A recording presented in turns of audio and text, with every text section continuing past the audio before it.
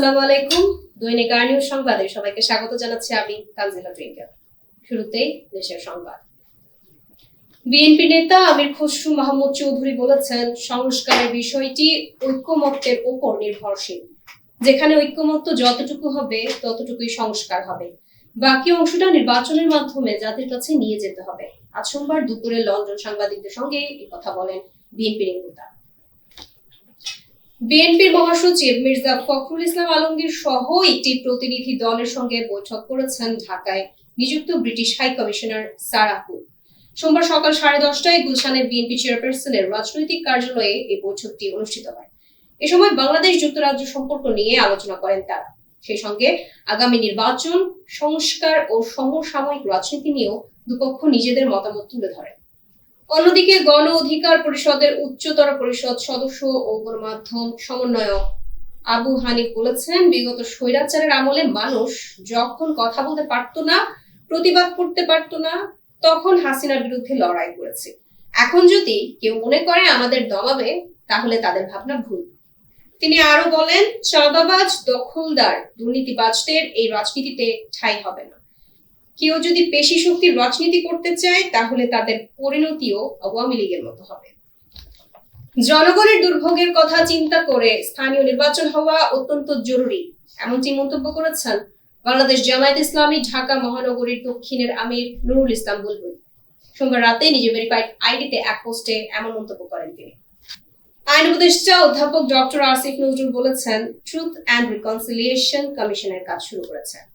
গতকাল সোমবার সচিবালয়ে জাতিসংঘের গুম সম্পর্কিত কার্যনির্বাহী দলের সঙ্গে বৈঠকের পর সাংবাদিকদের তিনি এমনটি জানান। ট্রুথ অ্যান্ড রিকনসিলিয়েশন কমিশনের 4টি ধাপ থাকে। ট্রুথ সিকিং, যা হলো আসলে কি হয়েছিল সেটা। মেমোরিয়ালাইজেশন, যা দ্বারা স্মৃতিটাকে ধরে রাখা হয়। তৃতীয় ধাপটি হচ্ছে ছোট অপরাধের জন্য অ্যামনেস্টি, এবং চতুর্থত বড় অপরাধীদের জন্য শাস্তিমূলক ব্যবস্থা, রিকনসিলিয়েশন। দেশের গ্রস বৈদেশিক মুদ্রার রিজার্ভ বেড়ে আবারও $26 বিলিয়ন অতিক্রম করেছে। নেট রিজার্ভও বেড়ে $2,077 কোটি হয়েছে।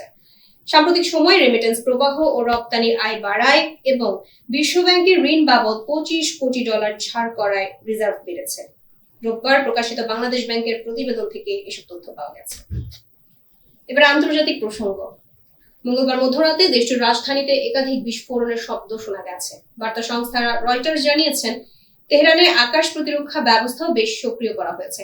অপরদিকে ইরানে একের পর এক হামলা হওয়ায় নাস্তানাবুদ ইসরায়েল। সোমবার শুরু হওয়া হামলা এখনো পর্যন্ত চলছে। হামলায় বেশ ক্ষতিগ্রস্ত হয়েছে ইসরায়েলের নানান গুরুত্বপূর্ণ স্থাপনা। পাশাপাশি পাওয়া গেছে মৃত্যুর খবরও। ইরানের সর্বোচ্চ নেতা আয়াতুল্লাহ আলী খামেনিকে হত্যা করা হলে সংঘাত বাড়বে না, বরং শেষ হবে বলে এবার মন্তব্য করেছেন ইসরায়েলের প্রধানমন্ত্রী বেনিয়ামিন নেতানিয়াহু। তিনি ইরানকে দীর্ঘদিন সন্ত্রাসবাদ ছড়ানো এবং চিরস্থায়ী যুদ্ধের মদতদাতা বলে অভিহিত করেছেন। এবিসি নিউজকে দেওয়া এমন এক সাক্ষাৎকারে একথা বলেন তিনি। এবারে খেলার সংবাদ। টসে জিতে শ্রীলঙ্কার বিরুদ্ধে ব্যাটিং এ নেমেছে বাংলাদেশ পুরুষ ক্রিকেট দল। সাম্প্রতিক ব্যর্থতা এবং বোর্ডে অস্থিরতার পর এই সিরিজ ক্রিকেটে আবার আসার সঞ্চার করবে বলে প্রত্যাশা করছে ক্রিকেট প্রেমী ও যোদ্ধারা। এই ছিল এখনকার মতো সংবাদ। পরবর্তী সংবাদ দেখার আমন্ত্রণ জানিয়ে শেষ করছি। ধন্যবাদ সবাইকে।